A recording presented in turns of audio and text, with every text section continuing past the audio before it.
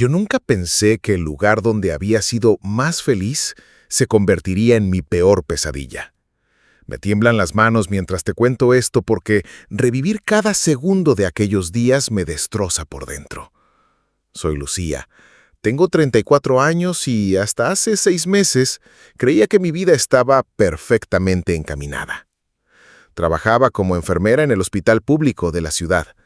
Tenía mi pequeño apartamento que había decorado con tanto amor y, sobre todo, tenía nuestra casa de campo. Esa casa que heredé de mi abuela materna, la única herencia real que tuve en la vida, el lugar donde pasé los veranos más hermosos de mi infancia. Pero claro, cuando te casas, crees que todo se va a compartir para siempre, ¿verdad? Que lo tuyo es de él y lo de él es tuyo. Qué ingenua fui. Marcos, mi exmarido, siempre había mostrado cierto interés por la casa de campo, pero yo pensaba que era porque amaba los recuerdos que habíamos creado allí. Los fines de semana que pasábamos arreglando el jardín, las noches de invierno frente a la chimenea, las reuniones con amigos donde él se comportaba como el perfecto anfitrión. Ahora entiendo que lo que realmente le interesaba era el valor de la propiedad. Esa casa que para mí era puro corazón, para él era solo dinero.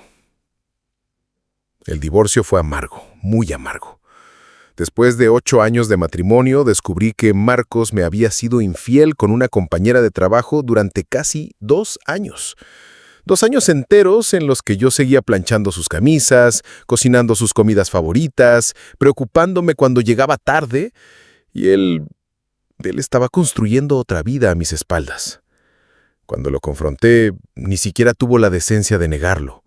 Solo me miró con esos ojos fríos que nunca antes había visto y me dijo que ya no me amaba, que necesitaba espacio, que éramos personas diferentes. Como si 8 años de historia se pudieran borrar así nomás, con una conversación de 10 minutos en nuestra cocina. Durante el proceso de divorcio, Marcos intentó quedarse con la casa de campo. Contrató a un abogado que argumentaba que, como habíamos hecho mejoras durante el matrimonio, él tenía derecho a una parte de la propiedad. Recuerdo las noches en vela, el nudo en el estómago, la sensación de que me estaban robando no solo a mi marido, sino también mis raíces. Por suerte, mi abogada logró demostrar que la casa había sido mía antes del matrimonio y que las mejoras habían sido financiadas principalmente con mi dinero. Fue una batalla legal que duró meses, pero finalmente pude conservar lo único que realmente me importaba. Creí que ahí había terminado todo, que Marcos se iría con su nueva mujer y me dejaría en paz, pero no conocía a su hermana Patricia. Patricia siempre había sido una mujer ambiciosa, de esas que calculan cada movimiento. Trabajaba en bienes raíces y tenía esa manera de hablar que te hacía sentir que todo era negociable, que todo tenía un precio. Durante el matrimonio había intentado varias veces convencerme de vender la casa de campo, diciéndome que era una inversión que no estaba aprovechando, que el mercado inmobiliario estaba en alza, que podríamos hacer una fortuna. Yo siempre me negué. Pero ahora entiendo que ella y Marcos habían estado planeando esto desde mucho antes del divorcio. La primera vez que aparecieron juntos en la casa de campo fue un sábado de marzo. Hacía apenas un mes que había finalizado el divorcio y yo estaba intentando reconstruir mi vida. Había pedido una semana de vacaciones en el hospital y me había ido a la casa para limpiar, para renovar, para tratar de sanar en el lugar que más amaba. Estaba podando las rosas del jardín cuando escuché el ruido del motor. Al principio pensé que era algún vecino, pero cuando vi el auto de Marcos estacionándose en mi entrada, el corazón se me aceleró de una manera horrible. Salieron los dos, él y Patricia, caminando hacia mí con una actitud que me puso inmediatamente en alerta. «Lucía, tenemos que hablar», me dijo Marcos, con esa voz que usaba cuando quería sonar importante. Yo seguí podando, tratando de mantener la calma, pero las manos me temblaban. «No tenemos nada de qué hablar», le respondí sin mirarlo. «El divorcio está finalizado». Pero Patricia se acercó con esa sonrisa falsa que siempre ponía cuando quería conseguir algo. «Mira, Lucía, sé que esto puede sonar difícil, pero Marcos y yo hemos estado revisando algunos documentos del matrimonio y hay ciertas irregularidades en la transferencia de la propiedad». El aire se me cortó. Dejé las tijeras de podar en el suelo porque mis manos ya no podían sostenerlas. «¿De qué estás hablando?», logré susurrar. Patricia sacó una carpeta de su bolso, una carpeta que parecía haber preparado con mucho cuidado. Resulta que durante el matrimonio, Marcos invirtió una cantidad significativa de dinero en esta propiedad.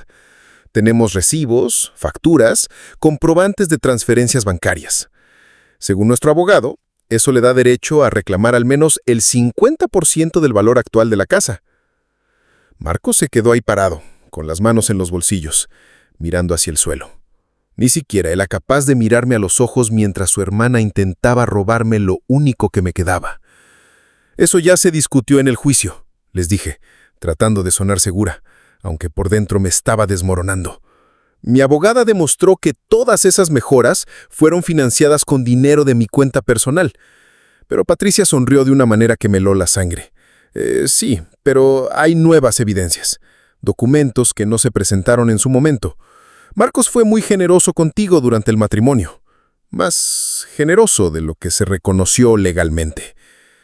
Empecé a negar que todo eso fuera cierto, pero la pantalla se ennegreció. Sentí como una pesadilla. Esa noche no pude dormir. Me quedé despierta en la cama que había sido nuestra, mirando el techo, sintiendo cómo todo mi mundo se tambaleaba otra vez. Habían conseguido plantarme una semilla de duda, y por más que intentaba recordar cada detalle de nuestras finanzas durante el matrimonio, ya no estaba completamente segura de nada. Marcos había manejado la mayor parte de nuestros gastos comunes. Yo solo aportaba mi parte cada mes. ¿Era posible que él hubiera guardado recibos de cosas que yo pensaba que habíamos pagado a medias? Los siguientes días fueron un infierno. Patricia me llamaba constantemente, enviándome mensajes, apareciendo en el hospital donde trabajaba, siempre con la misma propuesta: vender la casa y dividir el dinero. «Es lo más justo», me decía. Además, Lucía, mantener una propiedad tan grande siendo una mujer sola es muy costoso. Los impuestos, el mantenimiento, los arreglos. ¿Realmente vale la pena tanto estrés? Y yo, que estaba pasando por el peor momento de mi vida, que me levantaba cada mañana sin saber cómo iba a seguir adelante, empecé a dudar de mí misma. Pero lo que realmente me quebró fue cuando aparecieron con los papeles. Un martes por la tarde llegaron a la casa de campo con un abogado, un hombre mayor con traje gris que hablaba con esa autoridad que te hace sentir pequeña. Tenían documentos, supuestas evidencias de que Marcos había invertido mucho más dinero del que se había reconocido, facturas de mejoras que yo no recordaba, transferencias bancarias que según ellos demostraban su contribución financiera. El abogado me explicó que podían iniciar un nuevo proceso legal, que podían embargar la propiedad hasta que se resolviera el caso, que podían hacer que esto se extendiera por años. «O puede ser razonable», me dijo Patricia mientras el abogado guardaba los papeles. «Vendemos la casa, dividimos el dinero en partes iguales y todos seguimos con nuestras vidas. Tú puedes comprarte un apartamento más grande, algo más moderno, más cerca de tu trabajo. ¿Para qué quieres esta casa tan alejada de todo? No tienes hijos, no tienes familia que la vaya a heredar. Es solo una carga emocional que no te deja avanzar». Esa noche lloré como no había llorado ni siquiera cuando descubrí la infidelidad de Marcos. Lloré por mi ingenuidad, por haber confiado en personas que solo veían una oportunidad de negocio donde yo veía mi hogar. Lloré por mi abuela, que había trabajado toda su vida para poder comprar esa casa, que me la había dejado porque sabía cuánto la amaba. Lloré por todas las tardes que había pasado ahí de niña, escuchando sus historias, aprendiendo a cocinar en esa cocina antigua, durmiendo en la habitación que daba al jardín. Pero también sentí algo más que tristeza. Sentí rabia, una rabia profunda, visceral, que empezó en el estómago y se extendió por todo mi cuerpo. ¿Cómo se atrevían a intentar arrebatarme lo único que realmente me pertenecía? ¿Cómo podía Marcos, después de haberme traicionado de la manera más cruel, seguir buscando formas de lastimarme? Y Patricia, esa mujer que nunca había trabajado realmente por nada, que siempre había vivido de las oportunidades que otros creaban, ¿cómo se atrevía a decirme qué era mejor para mi vida? Decidí investigar por mi cuenta. Contraté a un detective privado, un hombre discreto que me había recomendado mi abogada. Le expliqué la situación. Le mostré todos los documentos que Patricia y Marcos habían presentado y le pedí que verificara su autenticidad. También le pedí que investigara las finanzas de ambos, que averiguara si realmente necesitaban el dinero o si esto era simplemente una venganza elaborada. Lo que descubrió me dejó sin aliento. Los documentos que habían presentado eran falsos. Facturas alteradas, recibos modificados, transferencias bancarias que en realidad correspondían a otros gastos completamente diferentes. Marcos y Patricia habían montado toda una operación para intentar estafarme. Pero eso no era todo. El detective también descubrió que Patricia tenía deudas enormes, que había hecho inversiones arriesgadas que habían salido mal y que necesitaba dinero urgentemente para evitar la quiebra de su negocio inmobiliario. Cuando confronté a mi abogada con esta información, ella me explicó que lo que habían hecho constituía varios delitos: falsificación de documentos, intento de estafa y chantaje. Podíamos proceder legalmente contra ellos, pero eso significaba más meses de proceso, más estrés, más dinero gastado en abogados. O, me dijo con una sonrisa que no había visto antes, podemos darles una lección que nunca van a olvidar. Mi abogada tenía contactos en el mundo legal que yo ni siquiera sabía que existían. Investigadores privados, especialistas en delitos financieros, gente que sabía cómo mover los hilos del sistema judicial. En menos de una semana, habíamos reunido suficiente evidencia no solo para demostrar que los documentos eran falsos, sino también para iniciar un caso criminal contra Patricia por fraude financiero en varios de sus negocios anteriores. Decidimos tender una trampa. Les dije que había reflexionado sobre su propuesta, que estaba dispuesta a vender la casa, pero que quería hacerlo todo legalmente. Con tasaciones oficiales, con todos los papeles en regla. Patricia estaba eufórica. Marcos parecía aliviado. Coordinamos una reunión en la casa de campo para el sábado siguiente, supuestamente para firmar los documentos preliminares de venta. Esa semana fue eterna. Cada día me levantaba sintiéndome como si estuviera interpretando un papel en una obra de teatro. Seguía con mi rutina normal en el hospital. Sonreía a mis compañeros, atendía a los pacientes, pero por dentro estaba contando las horas para que llegara el momento de la verdad. La noche del viernes antes de la reunión, me fui a la casa de campo para preparar todo. Limpié cada habitación, preparé café y algunas galletas. Puse flores frescas en la mesa del comedor. Quería que todo estuviera perfecto para lo que iba a suceder. El sábado amaneció con una lluvia fina que hacía que todo se viera gris y melancólico. Llegaron puntuales, a las 10 de la mañana, acompañados por su abogado y un tasador que habían contratado. Patricia venía vestida como si fuera una reunión de negocios importante, con un traje azul marino y zapatos de tacón que resonaban contra el suelo de madera de la casa. Marcos llevaba una camisa que yo le había regalado en nuestro último aniversario, y eso me dolió más de lo que esperaba. «Bueno, Lucía», dijo Patricia mientras se sentaba en el sofá del salón, «me alegra que hayas tomado la decisión correcta. Esto va a ser bueno para todos». El tasador empezó a caminar por la casa, tomando medidas, haciendo anotaciones, calculando el valor de cada rincón de mi hogar. Yo serví el café con manos temblorosas, no por nervios, sino por la anticipación de lo que estaba por venir. A las 11 en punto, tal como habíamos planeado, sonó el timbre. «Disculpen», les dije, «debe ser mi abogada. Quería revisar los documentos antes de que los firmemos».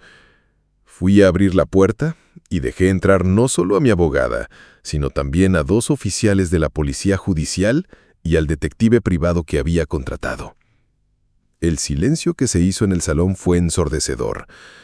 «Patricia Mendoza», dijo uno de los oficiales, «queda usted detenida por falsificación de documentos, intento de estafa y fraude financiero». Patricia se puso de pie tan rápido que derribó su taza de café, que se estrelló contra el suelo, llenando la habitación de un ruido que parecía un disparo. «¿Qué está pasando aquí?», gritó, mirándome con una expresión de terror que nunca había visto en su rostro. «¿Qué has hecho, Lucía?». Mi abogada se acercó a la mesa y extendió una carpeta llena de documentos. «Hemos investigado todos los papeles que presentaron como evidencia. Cada factura, cada recibo, cada transferencia bancaria. Todo es falso. No solo eso, sino que también hemos descubierto un patrón de comportamiento fraudulento en los negocios de la señora Mendoza que se remonta a varios años atrás. Marcos se había quedado paralizado en su silla, con la cara completamente pálida. «Yo no sabía nada de esto», balbuceó, mirando a su hermana con expresión de incredulidad. «Patricia, ¿qué has hecho?». Pero ella ya no estaba escuchando. Estaba mirando a los policías que se acercaban a ella con las esposas, y en sus ojos había un pánico absoluto. «Lucía, por favor», me suplicó cuando los oficiales le pusieron las esposas. «Podemos arreglar esto. Yo no quería hacerte daño, solo necesitaba el dinero.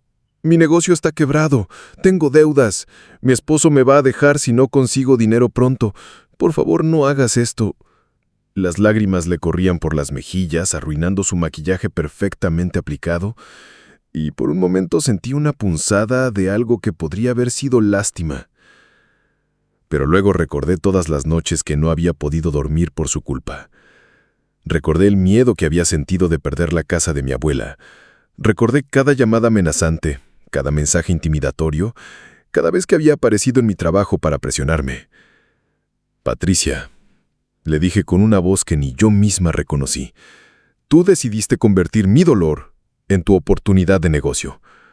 Ahora enfrentas las consecuencias». Se la llevaron esposada y el sonido de sus tacones contra el suelo de madera se fue desvaneciendo hasta que solo quedó el silencio. Marcos se quedó ahí sentado, con la cabeza entre las manos, mientras su abogado y el tasador se disculpaban y salían apresuradamente de la casa. Mi abogada le explicó que aunque él no sería procesado penalmente por falta de evidencia de su participación directa en el fraude, cualquier intento futuro de reclamar derechos sobre la propiedad sería considerado acoso legal. «Lucía», me dijo cuando finalmente levantó la cabeza, «yo realmente no sabía que los documentos eran falsos. Patricia me dijo que había encontrado papeles viejos, que había revisado todo legalmente». Sus ojos estaban rojos y por un momento pareció el hombre del que me había enamorado años atrás. No esperaba que llegara tan lejos. «Marcos», le respondí, sintiéndome extrañamente calmada después de toda la tensión. «Tú sabías exactamente lo que estaba haciendo tu hermana. Sabías que me estaba chantajeando, que me estaba amenazando, que me estaba haciendo pasar por un infierno, y elegiste no detenerla porque también querías el dinero». Él abrió la boca para protestar, pero yo levanté la mano para detenerlo. «Vete de mi casa, Marcos, y no vuelvas nunca más». Cuando se fue, me quedé sola en el salón, mirando la taza de café rota en el suelo, los papeles esparcidos sobre la mesa, las flores que se habían caído del jarrón durante todo el alboroto. La casa estaba en silencio, pero no era el silencio aterrador que había sentido durante las últimas semanas. Era un silencio pacífico, liberador, como si finalmente pudiera respirar después de haber estado conteniendo el aliento durante meses. Me senté en el sofá donde había pasado tantas tardes leyendo, donde mi abuela solía hacer sus tejidos mientras me contaba historias de su juventud. Cerré los ojos y por primera vez en mucho tiempo sentí que estaba realmente en casa, no solo en el lugar físico, sino en mi propia vida, en mi propia piel, en mi propia historia. Los días siguientes fueron extraños. Patricia fue procesada y condenada a 2 años de prisión, además de tener que pagar una multa considerable. Su negocio inmobiliario se declaró en quiebra y tuvo que vender todas sus propiedades para pagar sus deudas. Marcos se mudó a otra ciudad, supuestamente para empezar de nuevo lejos de todo el escándalo. Nunca más supe de él, y honestamente no me importó. Pero lo que más me sorprendió fue cómo reaccionó la gente de mi alrededor. Mis compañeros del hospital, que habían visto lo mal que lo había pasado durante las últimas semanas, me felicitaron por haber tenido el valor de defender lo que era mío. Algunos incluso me confesaron que habían pasado por situaciones similares, que habían perdido propiedades o dinero porque no se habían atrevido a luchar legalmente contra familiares o exparejas abusivas. Mi abogada me contó que el caso se había vuelto famoso en los círculos legales como un ejemplo de cómo documentar y procesar adecuadamente el fraude inmobiliario. Varias personas que habían sido víctimas de estafas similares se pusieron en contacto conmigo para pedirme consejo, y yo las remití a especialistas que podían ayudarlas. Pero más allá de todas las consecuencias legales y sociales, lo que realmente me cambió fue darme cuenta de mi propia fuerza. Durante años, en mi matrimonio con Marcos, me había acostumbrado a ceder, a comprometerme, a poner las necesidades de otros antes que las mías. Había perdido de vista quién era realmente, qué quería, qué merecía. El intento de robarme la casa de mi abuela me obligó a recordar que algunas cosas no son negociables, que hay límites que no se pueden cruzar, que defenderse no es egoísmo sino supervivencia. Pasé varios meses procesando todo lo que había sucedido. Volví a ir a terapia, algo que había dejado después del divorcio porque creía que ya había superado todo. Pero mi terapeuta me ayudó a entender que el trauma no siempre se manifiesta inmediatamente, que a veces necesitamos tiempo para comprender completamente lo que hemos vivido. Me ayudó a trabajar con la rabia que sentía no solo hacia Marcos y Patricia, sino hacia mí misma por haber tardado tanto en reaccionar. También empecé a reconectar con la casa de campo de una manera diferente. Durante las semanas del chantaje había empezado a verla como una carga, como algo que me traía solo problemas. Pero después de recuperar mi tranquilidad, pude volver a apreciar su belleza, su historia, su significado en mi vida. Contraté un jardinero para que me ayudara a restaurar el jardín que había descuidado durante el estrés de los últimos meses. Reparé algunas cosas que necesitaban mantenimiento. Pinté las habitaciones con colores más alegres. Y lentamente empecé a crear nuevos recuerdos en ese espacio. Invité a amigas a pasar fines de semana, organicé pequeñas reuniones, recibí a mi hermana y sus hijos para las vacaciones de verano. La casa volvió a llenarse de risas, de conversaciones, de vida. Ya no era solo el lugar donde había sido feliz en el pasado, sino donde estaba construyendo mi felicidad presente. Un año después de todo lo que había pasado, recibí una carta de Patricia desde la prisión. Era una carta larga, llena de disculpas y explicaciones. Me contaba sobre sus problemas financieros, sobre la presión que había sentido, sobre cómo el pánico la había llevado a tomar decisiones desesperadas. Me pedía perdón no para que la ayudara legalmente, sino porque genuinamente se había dado cuenta de lo mal que había actuado. Leí la carta varias veces antes de decidir qué hacer con ella. Parte de mí quería ignorarla, tirarla a la basura, pretender que nunca la había recibido. Pero otra parte de mí, la parte que había aprendido a procesar el dolor de manera más saludable, entendía que responder no significaba perdonar o olvidar, sino cerrar completamente ese capítulo de mi vida. Le escribí una carta breve. Le dije que apreciaba sus disculpas, pero que las consecuencias de sus acciones habían sido demasiado serias como para simplemente pasarlas por alto.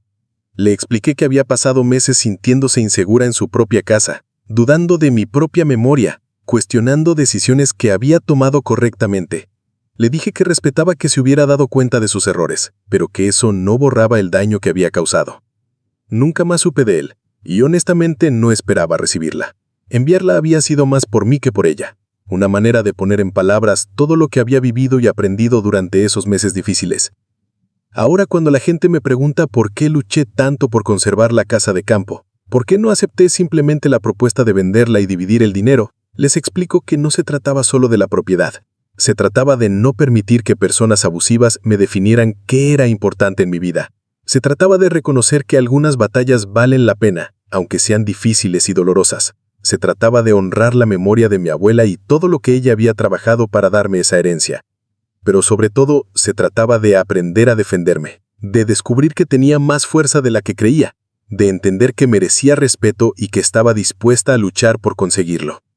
Pasaron 2 años desde aquel sábado cuando Patricia fue arrestada en mi sala. 2 años en los que he reconstruido mi vida paso a paso, en los que he aprendido a confiar otra vez en mi propio juicio, en los que he creado una nueva versión de mí misma que es más fuerte, más sabia, más consciente de su propio valor. Todavía voy a la casa de campo casi todos los fines de semana. Todavía me siento en el jardín por las tardes escuchando el sonido del viento entre los árboles. Todavía duermo en la habitación que da al jardín, aunque ahora la he decorado completamente a mi gusto, sin ningún rastro de la vida que compartí con Marcos. Pero ya no es el mismo lugar al que iba para escapar de mis problemas o para refugiarme en el pasado. Ahora es el lugar donde vivo mi presente, donde tomo decisiones sobre mi futuro, donde celebro cada pequeña victoria de mi nueva vida independiente. A veces, cuando estoy sola en la casa por las noches, pienso en todo lo que podría haber perdido si no hubiera tenido el valor de luchar. No solo la propiedad física, sino la confianza en mí misma, el respeto por mi propia historia, la capacidad de establecer límites claros con las personas que intentan lastimarme. Y entonces sonrío, porque me doy cuenta de que Patricia y Marcos, sin saberlo, me dieron un regalo. me obligaron a descubrir una versión de mí misma que no sabía que existía. Una versión que no acepta chantajes, que no se deja intimidar, que está dispuesta a luchar por lo que es justo, aunque el camino sea difícil. Esa noche, mientras escribo estas palabras en el escritorio de la habitación donde mi abuela solía coser, puedo escuchar el sonido de la lluvia contra las ventanas, el mismo sonido que escuchaba de niña cuando me quedaba a dormir aquí. Pero ahora es diferente. Ya no es el sonido de la nostalgia, sino el sonido del presente, de una vida que he elegido conscientemente, de un futuro que estoy construyendo con mis propias manos. Marcos y Patricia creyeron que me podían asustar lo suficiente para que renunciara a lo que más amaba. Creyeron que el miedo me haría débil, que la soledad me haría vulnerable, que el cansancio me haría rendirme. Pero se equivocaron completamente. El miedo me hizo más cautelosa. La soledad me enseñó a valorar mi propia compañía, y el cansancio me mostró de qué estaba hecha realmente. Esta casa ya no es solo la herencia de mi abuela. Ahora también es el testimonio de mi propia capacidad de sobrevivencia, el lugar donde aprendí que merezco respeto, donde descubrí que puedo defender lo que amo sin disculparme por ello. Y cuando cierro los ojos y escucho el silencio de la noche, ya no es un silencio vacío o aterrador. Es un silencio lleno de posibilidades, de planes futuros, de la tranquilidad que viene de saber que estás exactamente donde perteneces, protegiendo exactamente lo que debe ser protegido. El tiempo ha pasado tan rápido desde aquel día. 3 años exactos desde que Patricia fue arrestada en esta misma sala donde ahora estoy sentada escribiendo. 3 años en los que he aprendido que la sanación no es lineal, que hay días buenos y días difíciles, que recuperarse de una traición tan profunda lleva mucho más tiempo del que la gente cree. Pero también han sido 3 años de descubrimientos hermosos. He aprendido a cocinar platos que mi abuela nunca me enseñó, recetas que he encontrado en sus cuadernos viejos, escritos con esa letra temblorosa que tenía en sus últimos años. He plantado un huerto en la parte trasera de la casa donde ahora crecen tomates, lechuga, hierbas aromáticas que uso para preparar comidas que me conectan con la tierra de una manera que nunca antes había experimentado. También he conocido gente nueva, vecinos que antes solo saludaba de lejos y que ahora se han convertido en verdaderos amigos. María, la señora que vive en la casa de al lado, me trae empanadas caseras los domingos y me cuenta historias de cuando era joven y trabajaba en la ciudad. Don Roberto, que tiene un pequeño taller de carpintería a unos kilómetros de aquí, me ha enseñado a hacer pequeños arreglos en la casa con mis propias manos. Una mujer independiente debe saber defenderse en todos los sentidos, me dice siempre, mientras me muestra cómo usar correctamente un martillo o un destornillador. Pero quizás el cambio más profundo ha sido en mi trabajo. Después de todo lo que pasé, decidí especializarme en brindar apoyo a mujeres que habían sufrido violencia doméstica o abuso económico. Tomé cursos adicionales, me certifiqué como consejera de crisis y ahora, además de mi trabajo regular como enfermera, dedico algunas horas a la semana a un centro de ayuda para mujeres maltratadas. Es increíble cuántas historias similares a la mía he escuchado en estos años. Mujeres que fueron manipuladas económicamente por sus parejas, que perdieron propiedades por chantajes familiares, que fueron intimidadas hasta el punto de renunciar a derechos legítimos. Cada vez que escucho estas historias, revivo un poco mi propia experiencia, pero ahora desde un lugar de fortaleza, como alguien que puede decir, yo pasé por eso, y se puede salir adelante. Recuerdo especialmente el caso de Carmen, una mujer de 45 años que llegó al centro hace un año.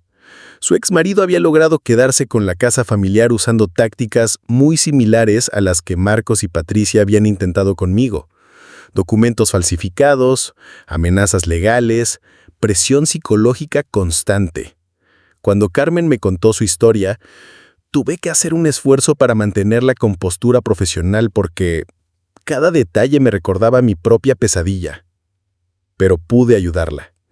Le di el contacto de mi abogada, le expliqué paso a paso cómo había documentado el fraude en mi caso, le presté dinero para contratar al detective privado que me había ayudado a mí.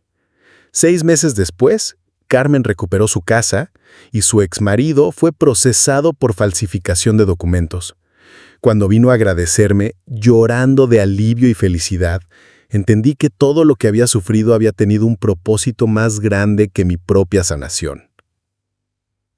También he recibido noticias de Patricia a lo largo de estos años. Salió de la cárcel hace 8 meses después de cumplir su condena completa. Su vida cambió completamente. Perdió su licencia para trabajar en bienes raíces, su matrimonio se terminó, tuvo que mudarse a vivir con su madre en un apartamento pequeño. Según me contó mi abogada, que siguió el caso hasta el final, Patricia ahora trabaja como cajera en un supermercado y está tratando de reconstruir su vida desde cero. Parte de mí sintió lástima cuando me enteré. A pesar de todo lo que me había hecho, recordaba que había sido cuñada mía durante 8 años, que habíamos compartido cenas familiares, celebraciones navideñas, que había estado presente en momentos importantes de mi vida anterior. Pero luego recordaba las noches de insomnio que me había causado, el terror que había sentido de perder la casa de mi abuela, la manera cruel en la que había intentado aprovecharse de mi momento más vulnerable. Y la lástima se transformaba en una sensación más compleja. No le deseaba mal, pero tampoco lamentaba que hubiera enfrentado las consecuencias de sus actos.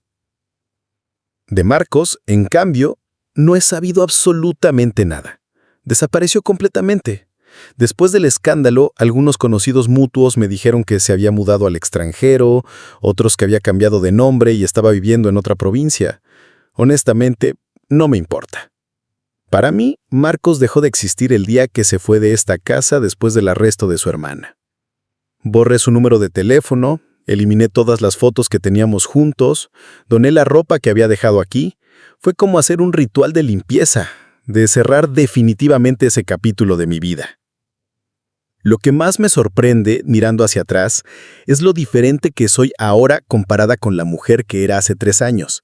Aquella Lucía que se casó con Marcos era buena, generosa, pero también ingenua. Dependiente, dispuesta a ceder siempre para evitar conflictos, creía que el amor significaba no poner límites, que ser una buena esposa implicaba sacrificar mis propias necesidades por las de mi pareja. La Lucía de hoy es más cautelosa, sí, pero también más consciente de su propio valor.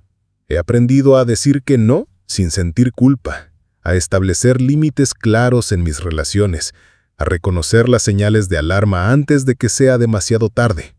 He aprendido que la generosidad sin límites no es virtud, sino vulnerabilidad, que confiar ciegamente no es amor, sino dependencia emocional. También he aprendido a estar sola de una manera que nunca antes había experimentado. Durante mi matrimonio, incluso cuando Marcos no estaba físicamente presente, yo organizaba mi vida alrededor de él. Cocinaba pensando en sus gustos, decoraba la casa según sus preferencias, planificaba mis horarios considerando los suyos. Ahora, cuando me despierto los sábados por la mañana en esta casa, el día es completamente mío. Puedo decidir si quiero pasar horas leyendo en el jardín, si quiero experimentar con una receta nueva, si quiero simplemente quedarme en pijama viendo películas viejas. Al principio, esa libertad me asustaba. Estaba tan acostumbrada a consultar cada decisión, a considerar la opinión de otros, que no sabía cómo llenar las horas cuando solo tenía que complacerme a mí misma. Pero, gradualmente, he ido redescubriendo qué me gusta realmente, qué me hace feliz cuando no tengo que pensar en nadie más. Me gusta levantarme temprano y tomar café en el jardín mientras escucho el canto de los pájaros. Me gusta pasar horas en la cocina experimentando con especias nuevas. Me gusta leer libros que Marcos consideraba aburridos. Me gusta escuchar música que él decía que era demasiado melancólica. Me gusta quedarme despierta hasta tarde escribiendo en mi diario, reflexionando sobre el día, procesando emociones que antes enterraba para evitar discusiones. También he empezado a salir con alguien. Se llama David. Es veterinario y lo conocí hace 6 meses en el centro de ayuda donde trabajo como voluntario. Él también colabora ahí, atendiendo gratuitamente a las mascotas de mujeres que han tenido que huir de situaciones de violencia y no pueden pagar atención veterinaria. Es un hombre gentil, paciente, que entiende que mi pasado incluye heridas que aún están sanando. Al principio, cuando David me invitó a salir, Sentí pánico, no porque no me gustara, sino porque no sabía si estaba lista para volver a confiar en alguien, para volver a compartir mi espacio emocional, para arriesgarme a ser lastimada otra vez. Pero él fue muy respetuoso con mis tiempos, muy claro con sus intenciones, muy constante en demostrarme que no todos los hombres son como Marcos. Llevamos 4 meses saliendo y todavía no hemos hablado de vivir juntos o de comprometernos formalmente, y está bien así. He aprendido que no necesito tener prisa para definir el futuro de una relación, que puedo disfrutar el presente sin angustiarme por lo que va a pasar después. He aprendido que una relación sana se construye lentamente, con confianza mutua, con respeto por los espacios individuales de cada uno. David ha venido varias veces a la casa de campo. Al principio me daba un poco de ansiedad traer a alguien nuevo a este espacio que había sido teatro de tantos dramas, que había visto mi matrimonio, mi divorcio, el chantaje de Patricia, mi renacimiento personal. Pero él ha tratado la casa con el mismo cariño que yo. Ha entendido sin que se lo explique que este lugar es sagrado para mí, que aquí no solo vivo, sino que también sano. La primera vez que se quedó a dormir aquí, me desperté en medio de la noche sintiéndome extraña. Durante tantos meses había dormido sola en esta casa que escuchar la respiración de otra persona me resultaba casi surrealista. Pero no era una sensación desagradable. Era como redescubrir que podía compartir mi espacio sin perder mi identidad, que podía confiar en alguien sin volverme dependiente. Una de las cosas que más me gusta de David es que no trata de arreglarme o de hacerme olvidar mi pasado. Él entiende que lo que viví con Marcos y Patricia es parte de mi historia, que me ha hecho más fuerte, que no necesito superarlo, sino integrarlo a quien soy ahora. Cuando le cuento detalles de aquellos días difíciles, él escucha sin juzgar, sin dar consejos no pedidos, sin minimizar lo que sentí. También me ha ayudado a ver mi experiencia desde perspectivas nuevas. Una tarde, mientras caminábamos por el jardín, él me dijo algo que me quedó grabado. Lucía, lo que hiciste no solo fue defenderte a ti misma, también defendiste a tu abuela, a su memoria, a todo lo que ella trabajó para amarte. Y defendiste a todas las mujeres que pueden pasar por lo mismo en el futuro. Tu valentía no solo fue personal, fue social. Esa observación me hizo llorar, pero fueron llorandas buenas, de reconocimiento, de orgullo por haber tomado las decisiones correctas incluso cuando fueron las más difíciles. David tiene esa capacidad de hacerme ver aspectos de mi historia que yo no había considerado, de ayudarme a valorar mi propia fuerza sin hacerme sentir presionada para ser fuerte todo el tiempo. Porque la verdad es que no siempre me siento fuerte. Hay días en que me despierto con ansiedad, en que cualquier ruido extraño en la casa me pone en alerta, en que reviso varias veces que las puertas estén bien cerradas. Hay noches en que sueño con Patricia apareciendo otra vez en mi puerta, con Marcos reclamando derechos que no tiene, con abogados amenazándome con quitarme lo que tanto me costó conservar. Pero he aprendido que la fortaleza no significa no tener miedo. Significa sentir miedo y seguir adelante de todas maneras. Significa reconocer cuándo necesitas ayuda y buscarla sin vergüenza. Significa entender que sanar es un proceso, no un destino al que llegas y ya está. Por eso sigo yendo a terapia, aunque ya no con la frecuencia de antes. Mi terapeuta me ha acompañado en todo este proceso de reconstrucción personal, me ha ayudado a procesar no solo el trauma del chantaje, sino también las heridas más profundas de mi matrimonio, las inseguridades que me habían hecho vulnerable a la manipulación, los patrones de comportamiento que necesitaba cambiar para no repetir errores del pasado. Una de las cosas más importantes que he trabajado en terapia es la culpa. Durante mucho tiempo me culpé por haber sido tan tonta como para confiar en Marcos, por no haber visto las señales de que era un hombre egoísta, por haber permitido que Patricia me intimidara durante tantas semanas antes de reaccionar.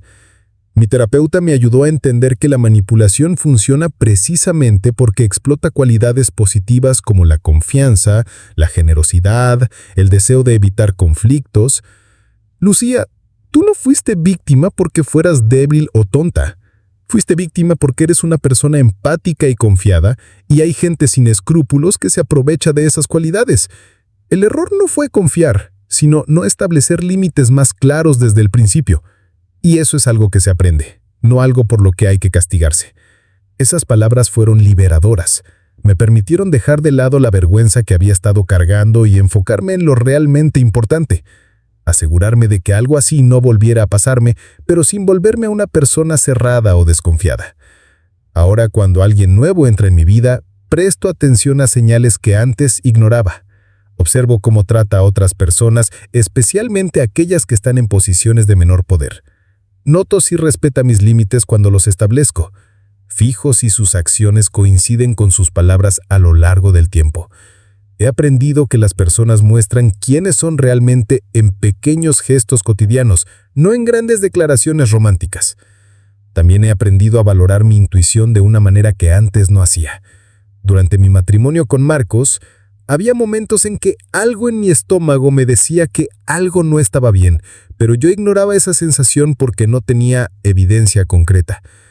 Ahora sé que mi intuición es una herramienta válida de autoprotección, que años de evolución me han dado la capacidad de detectar inconsistencias y peligros sutiles que mi mente consciente no siempre procesa inmediatamente. Esto no significa que viva en paranoia o que desconfíe de todo el mundo. Significa que confío en mí misma tanto como confío en otros, que valoro mis propias percepciones, que no me descalifico automáticamente cuando algo me hace sentir incómoda. El trabajo voluntario en el Centro de Ayuda para Mujeres Maltratadas también me ha enseñado mucho sobre la naturaleza del abuso y la manipulación. He visto patrones que se repiten una y otra vez. El aislamiento gradual de la víctima, la erosión lenta de su autoestima, la alternancia entre momentos de ternura y momentos de crueldad que mantiene a la persona confundida y esperanzada.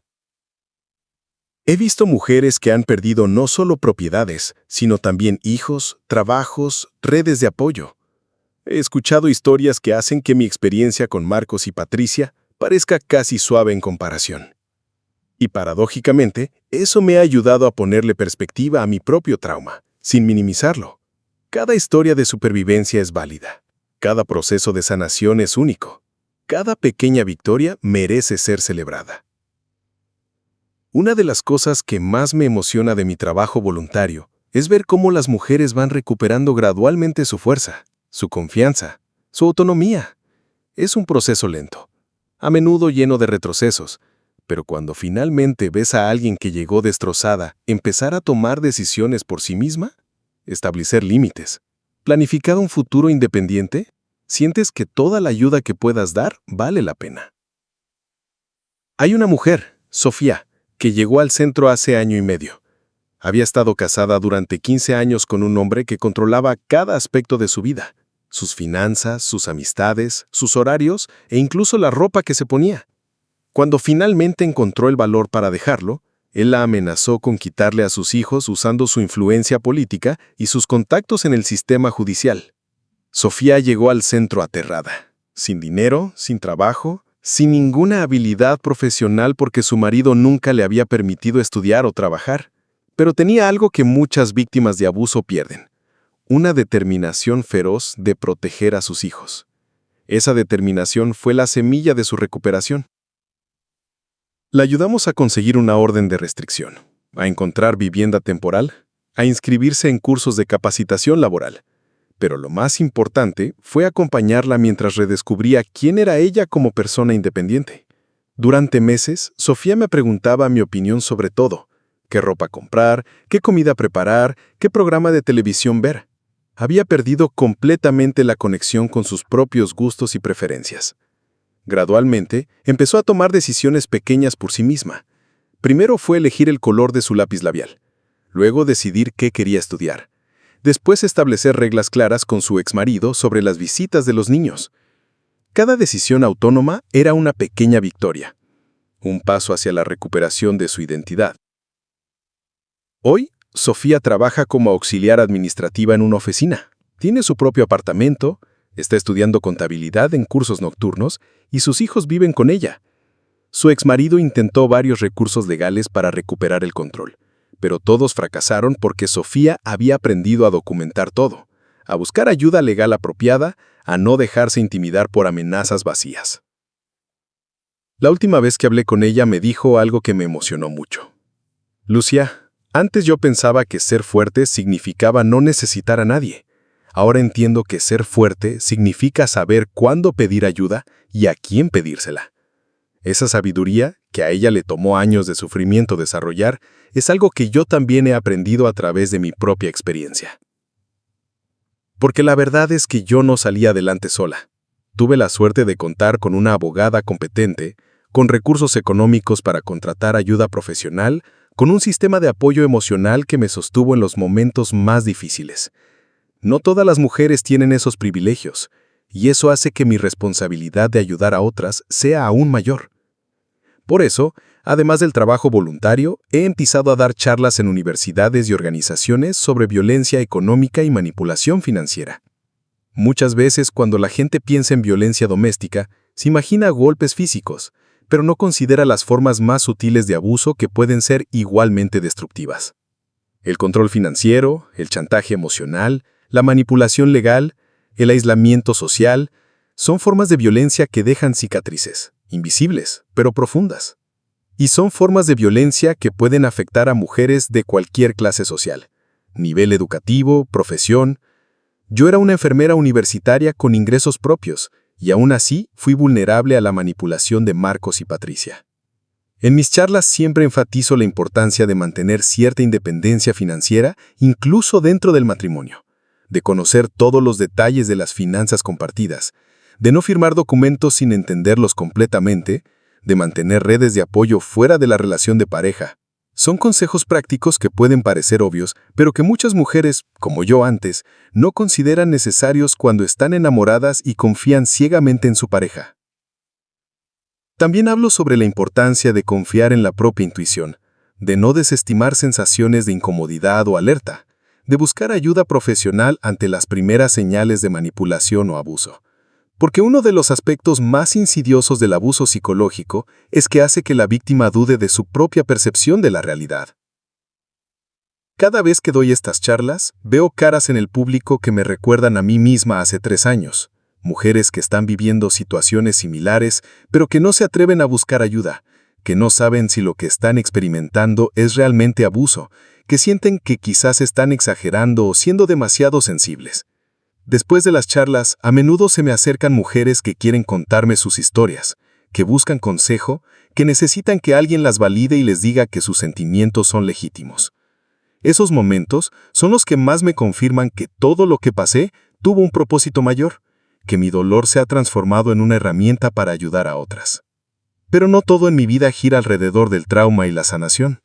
También he desarrollado nuevas pasiones, nuevos intereses, nuevas formas de encontrar alegría en el día a día. He empezado a tomar clases de pintura en acuarela, algo que siempre quise hacer pero que nunca me permití durante el matrimonio, porque Marcos decía que era una pérdida de tiempo y dinero. Ahora, los domingos por la tarde, instalo mi caballete en el jardín y pinto los paisajes que veo desde la casa, los árboles que cambian de color según la estación, las montañas que se ven en el horizonte, las flores que crecen en mi huerto. No soy muy buena todavía, pero no importa. Lo que importa es la sensación de paz que siento cuando estoy concentrada en mezclar colores, en capturar la luz, en crear algo hermoso con mis propias manos. También he retomado mi amor por la lectura. Durante el matrimonio raramente tenía tiempo para leer porque estaba siempre ocupada con las tareas domésticas, con atender las necesidades de Marcos, con las responsabilidades compartidas. Ahora leo vorazmente, novelas, biografías, libros de autoayuda, ensayos sobre temas que me interesan. He redescubierto el placer de perderse en una historia, de aprender cosas nuevas, de expandir mi perspectiva del mundo. He leído muchos libros sobre trauma y sanación, sobre relaciones saludables, sobre psicología femenina. Pero también he leído ficción, poesía, libros de viajes, biografías de mujeres inspiradoras que han superado adversidades similares a las mías. Uno de los libros que más me impactó fue Educated, de Tara Westerbaum, la historia de una mujer que creció en una familia extremista y tuvo que luchar por su derecho a la educación y la autonomía. Aunque nuestras circunstancias fueron muy diferentes, reconocí en su historia el mismo proceso de despertar que yo había vivido. El momento en que te das cuenta de que lo que estás viviendo no es normal, que mereces algo mejor, que tienes el poder de cambiar tu situación incluso cuando todo el mundo te dice lo contrario. También me ha ayudado mucho leer sobre la neurociencia del trauma, sobre cómo el cerebro procesa las experiencias difíciles, sobre por qué la sanación lleva tiempo y por qué no es lineal. Entender que mis reacciones de ansiedad, mis pesadillas ocasionales, mis momentos de tristeza inesperada, son respuestas normales del cerebro a experiencias anormales. Me ha ayudado a ser más paciente conmigo misma, a no presionarme para estar bien según un cronograma arbitrario. Una de las cosas más importantes que he aprendido es que sanar no significa volver a ser la persona que era antes. Significa integrar la experiencia traumática a una nueva versión de ti misma. Una versión que incluya tanto las heridas como la sabiduría que viene de haberlas sobrevivido. La Lucía de hoy no es la misma que se casó con Marcos hace 11 años, pero tampoco es una versión dañada o disminuida de esa persona. Es una versión más completa, más consciente, más fuerte. Esta nueva versión de mí misma ha tenido que aprender a navegar situaciones sociales que antes daba por sentadas. Por ejemplo, cuando conocidos mutuos de Marcos y míos me preguntan por él, o cuando alguien menciona casualmente que lo vieron en algún lado. Al principio, esas menciones me alteraban mucho, me hacían revivir sentimientos que creía haber superado. Ahora he aprendido a responder con calma, a cambiar de tema cuando es necesario, a no sentirme obligada a explicar detalles de mi vida privada. También he tenido que desarrollar nuevas formas de relacionarme con la familia de Marcos. Sus padres, que habían sido como segundos padres para mí durante el matrimonio, tomaron partido por su hijo durante el divorcio y cortaron contacto conmigo completamente. Eso fue doloroso, porque realmente los quería y había esperado mantener algún tipo de relación con ellos independientemente de lo que pasara entre Marcos y yo. Pero con el tiempo he entendido que era inevitable. Las familias tienden a cerrar filas alrededor de sus miembros, especialmente cuando hay escándalos legales de por medio. No los culpo por haber elegido a su hijo, pero tampoco lamento haber perdido contacto con personas que pudieron ver lo que me hicieron y elegir mirar hacia otro lado. En cambio, he fortalecido mis relaciones con mi propia familia y con los amigos que realmente me apoyaron durante la crisis. Mi hermana, que vive en otra ciudad, pero que me llamaba todos los días durante los meses más difíciles, ahora viene a visitarme a la casa de campo con sus hijos cada vez que puede. Verla jugar con mis sobrinos en el mismo jardín donde yo jugaba de niña me llena de una felicidad que no sabía que podía sentir después de todo lo que pasé. Mis amigas del hospital, que me cubrieron turnos cuando necesitaba ir a reuniones con abogados, que me escucharon desahogarme durante incontables almuerzos, que nunca me hicieron sentir que era una carga o que estaba siendo dramática, se han convertido en una red de apoyo invaluable. Con ellas, he aprendido que la amistad verdadera se demuestra en los momentos difíciles, cuando no tienes nada que ofrecer a cambio excepto tu gratitud y tu vulnerabilidad. También he hecho amigos nuevos a través del trabajo voluntario, de las clases de pintura, de los cursos que he tomado para mi desarrollo profesional. Es interesante cómo construir relaciones desde esta nueva versión de mí misma ha sido diferente. Ahora soy más selectiva, más consciente de mis límites, más clara sobre lo que busco en una amistad. Pero, paradójicamente, eso ha hecho que las relaciones que sí desarrollo sean más auténticas y satisfactorias. Una de mis nuevas amigas es Elena, una psicóloga que conocí en un curso sobre trauma y que ahora es una de mis personas favoritas para conversar sobre todo esto. Ella tiene una perspectiva profesional que complementa mi experiencia personal. Y juntas hemos tenido conversaciones fascinantes sobre la naturaleza del abuso, los mecanismos de la manipulación, las estrategias de sanación. Elena me ha ayudado a entender que lo que viví con Marcos y Patricia no fue solo un problema personal, sino un reflejo de dinámicas sociales más amplias. El machismo que permite que los hombres se sientan con derecho a controlar las finanzas de sus parejas. La cultura que enseña a las mujeres a ser complacientes y evitar conflictos. El sistema legal que a menudo favorece a quienes tienen más recursos para contratar mejores abogados. Tu historia, me dijo Elena una vez, es personal y política al mismo tiempo. Personal porque te pasó a ti. Política porque les pasa a miles de mujeres que no tienen tus recursos o tu suerte para defenderse. Esa perspectiva me ha ayudado a canalizar mi experiencia hacia un activismo más consciente. a entender que mi sanación individual puede contribuir a cambios sociales más amplios. Por eso ahora, además de las charlas que doy, estoy escribiendo un libro sobre mi experiencia.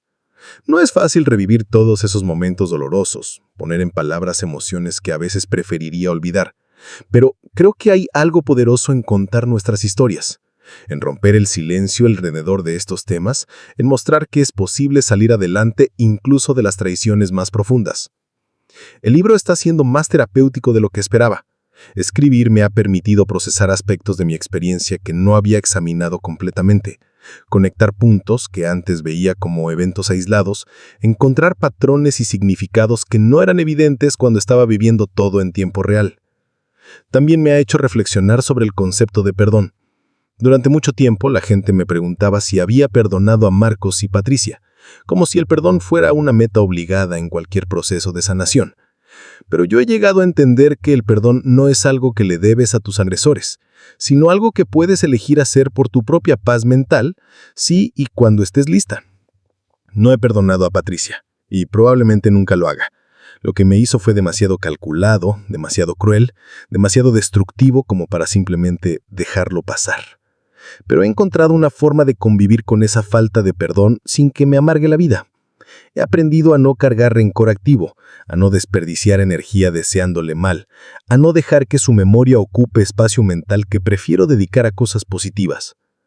Con Marcos la situación es más compleja. Hay partes de él que he logrado perdonar, el hombre joven del que me enamoré, que probablemente era genuino en sus sentimientos iniciales y que quizás también se perdió en el camino y terminó siendo una versión de sí mismo que ninguno de los dos reconocía.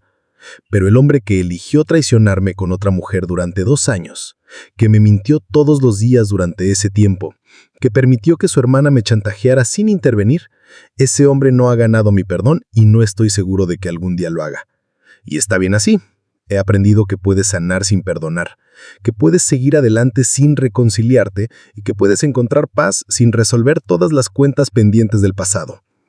El perdón puede ser liberador para algunas personas, pero no es la única vía hacia la sanación. Lo que sí he logrado es perdonarme a mí misma, por haber sido ingenua, por haber confiado demasiado, por haber tardado tanto en reaccionar, por todas las decisiones que en retrospectiva parecen errores, pero que en su momento tomé con la información que tenía disponible. Ese autoperdón ha sido mucho más importante para mi proceso de sanación que cualquier perdón que pudiera o no otorgar a otros. Escribir el libro también me ha ayudado a procesar la culpa que sentía por haber arruinado vidas ajenas. Por mucho tiempo me pregunté si había sido demasiado dura al procesar criminalmente a Patricia, si había destruido innecesariamente una familia, si había reaccionado de manera desproporcionada. Pero al documentar paso a paso todo lo que ella me hizo, al revisar la evidencia del fraude que había cometido no solo contra mí, sino con otros clientes en el pasado, he llegado a entender que mis acciones no fueron venganza, sino justicia. Patricia no fue a la cárcel porque yo fuera vengativa, sino porque cometió delitos graves que tenían víctimas reales. El hecho de que yo haya sido lo suficientemente fuerte y privilegiada como para defenderse no cambia la gravedad de sus actos. De hecho, al proceder legalmente contra ella, probablemente previne que otras mujeres fueran víctimas de estafas similares en el futuro. El proceso de escribir también me ha permitido ver mi historia desde la perspectiva de otras personas. He incluido capítulos desde el punto de vista de mi hermana, que vivió mi dolor desde afuera sin poder hacer mucho para ayudar, desde la perspectiva de mi abogada, que vio mi caso como uno más en una larga lista de mujeres que había defendido en situaciones similares, desde la perspectiva de mis compañeras del hospital, que observaron mi transformación de una mujer quebrada a una mujer empoderada. Esas perspectivas múltiples me han ayudado a entender que mi historia resonó con mucha más gente de la que yo imaginaba, que hubo personas que se sintieron inspiradas por mi valor, otras que aprendieron de mis errores, otras que se identificaron con mi dolor, porque habían vivido traiciones similares. Una de las partes más difíciles de escribir ha sido el capítulo sobre mi matrimonio con Marcos. Durante mucho tiempo después del divorcio, quise creer que todo había sido una mentira, que nunca lo había amado realmente, que toda nuestra relación había sido una ilusión. Era más fácil lidiar con la traición si podía convencerme de que nunca había perdido algo valioso. Pero al escribir sobre nuestros primeros años juntos, al recordar momentos genuinos de felicidad, de conexión, de amor auténtico, he tenido que aceptar una verdad más compleja, que es posible amar genuinamente a alguien que después te traiciona, que las personas pueden cambiar de maneras que nunca anticipaste, que el final doloroso de una relación no borra automáticamente todo lo bueno que hubo antes.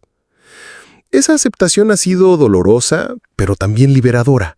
Me ha permitido honrar los sentimientos que tuve, validar las experiencias positivas que viví, reconocer que no fui tonta por haber amado a Marcos, sino que fui humana. El problema no fue enamorarme de él, sino no reconocer cuándo dejó de ser la persona de la que me había enamorado. También he dedicado varias páginas del libro a hablar sobre esta casa, sobre lo que representa para mí, sobre por qué era tan importante defenderla. Porque al final, la batalla legal no fue solo por una propiedad, sino por el derecho a mantener mis raíces, mi historia, mi conexión con las generaciones de mujeres fuertes que vinieron antes que yo. Mi abuela compró esta casa en 1967, cuando era extremadamente raro que una mujer soltera comprara propiedades por su cuenta. Trabajó como costurera durante décadas, ahorrando peso por peso para poder hacer el pago inicial. Luego, siguió trabajando hasta los 70 años para terminar de pagarla.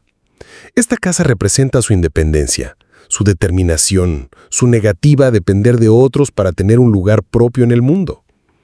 Mi madre heredó esa fortaleza, pero la canalizó de manera diferente. Ella se casó joven y se dedicó a criar hijos, pero siempre mantuvo cierta autonomía económica trabajando desde casa como contadora independiente. Nunca puso la casa como garantía de deudas maritales, nunca permitió que mi padre tomara decisiones unilaterales sobre la propiedad. Cuando murió, me dejó la casa con la condición tácita de que la protegiera como ellas la habían protegido.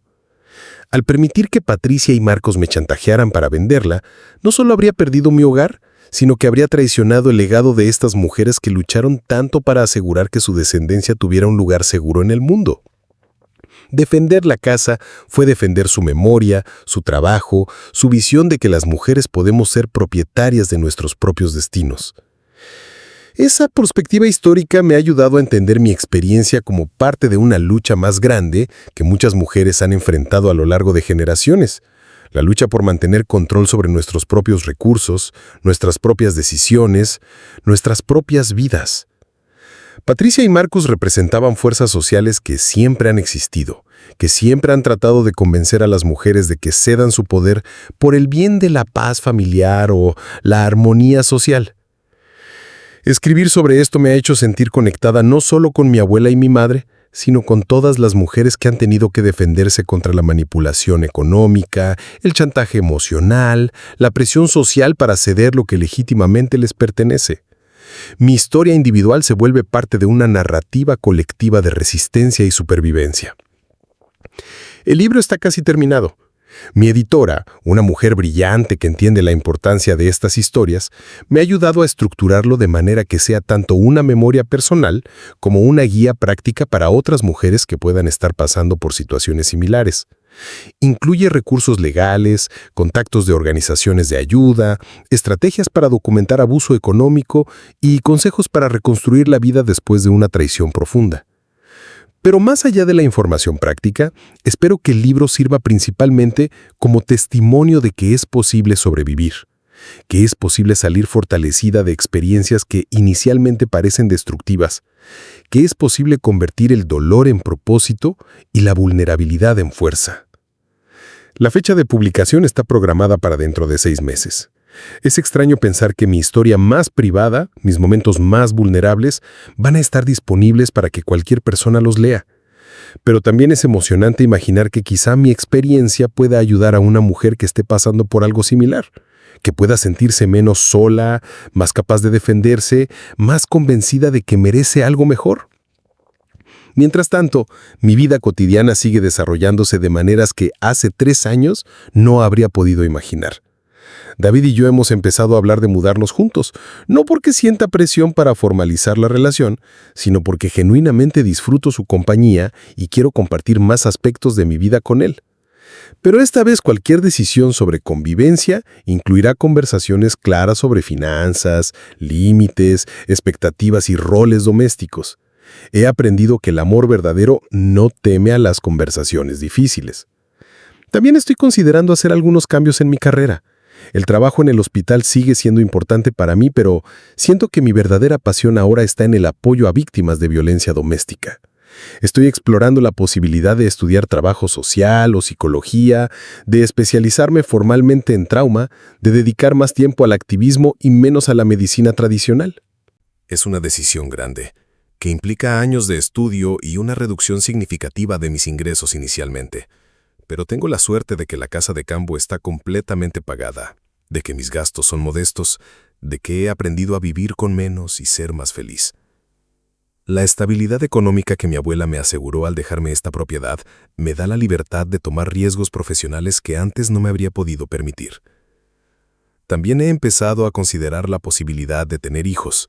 Durante mi matrimonio con Marcos, posponíamos constantemente la decisión de ser padres porque no era el momento adecuado, porque primero teníamos que establecernos mejor, porque siempre había alguna razón para esperar. Ahora me doy cuenta de que parte de mí sabía intuitivamente que Marcos no era la persona adecuada para ser padre de mis hijos, aunque conscientemente no pudiera admitirlo. Con David, la conversación sobre hijos se siente completamente diferente.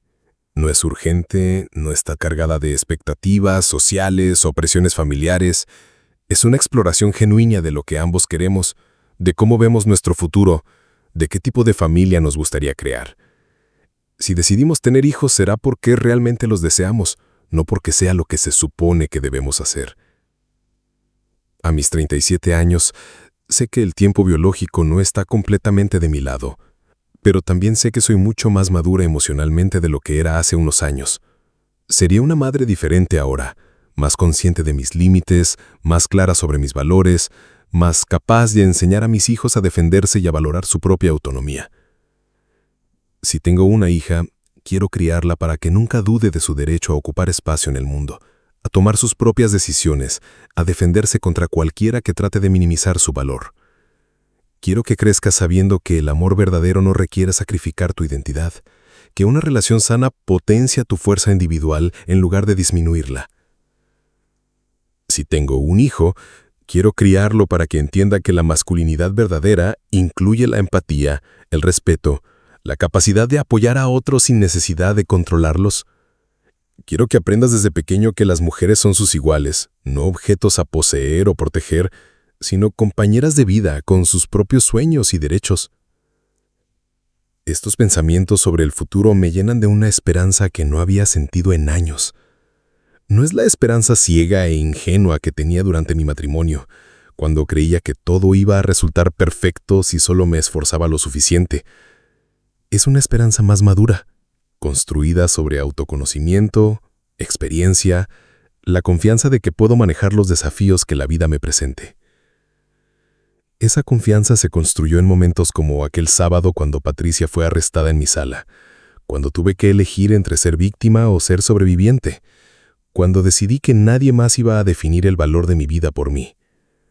Pero también se construyó en momentos más silenciosos, las noches que pasé sola en esta casa sin sentir miedo, las decisiones pequeñas que tomé priorizando mis propias necesidades, las veces que dije no sin explicar ni disculparme.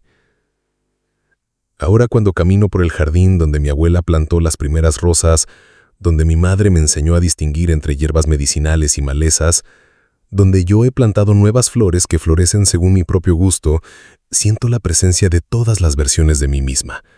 La niña que jugaba aquí veranos enteros, la joven que trajo aquí a Marcos llena de ilusiones, la mujer quebrada que casi pierde todo, la mujer fuerte que aprendió a defenderse. Todas esas versiones coexisten en este espacio, cada una aportando algo valioso a quien soy hoy. La niña me recuerda la capacidad de asombro y alegría pura. La joven me recuerda que es hermoso ser capaz de amar profundamente, aunque a veces ese amor no sea correspondido como mereces. La mujer quebrada me recuerda que puedo sobrevivir a pérdidas que parecían imposibles de superar. La mujer fuerte me recuerda que tengo recursos internos que ni yo misma conocía. Esta integración de todas mis versiones es quizá el logro más importante de mi proceso de sanación. Ya no trato de olvidar quién era antes, ni de negar las partes dolorosas de mi historia. Todo forma parte de un continuo, de una narrativa coherente que incluye tanto las caídas como los levantamientos, tanto los errores como los aprendizajes.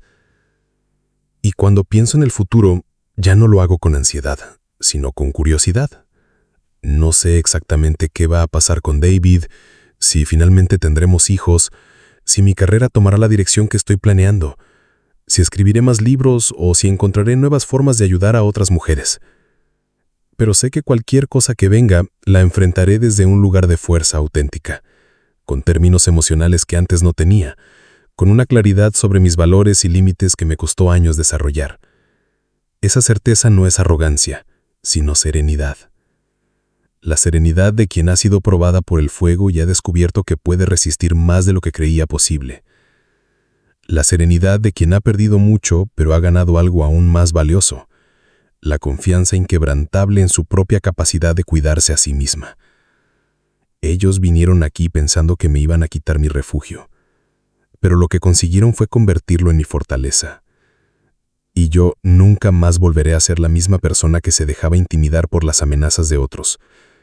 Nunca más volveré a dudar de mi derecho a defender lo que es mío, porque ahora sé que la verdadera fuerza no está en evitar las batallas, sino en elegir cuidadosamente cuáles vale la pena pelear. Y esta batalla definitivamente valía la pena, no solo por la casa que conservé, sino por la mujer en la que me convertí en el proceso de defenderla.